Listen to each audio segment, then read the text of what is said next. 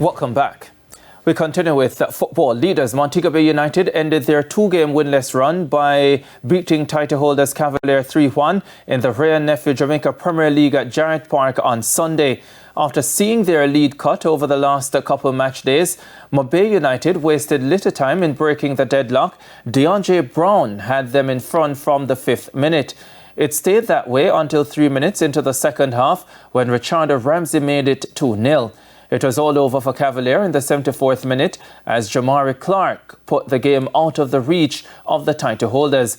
Cavalier got a consolation goal from Adrian Reed in stoppage time. The win took Montego Bay United to 61 points. These are oppositions who we have beaten twice. So, you expect, and I mean, beat convincing previously. But we know it's the business end of the season, and it's almost 3 competitions playing. Some playing for top 6, some playing for top 2, and some fighting to save relegation. So it's very competitive at this level. So it's important for us.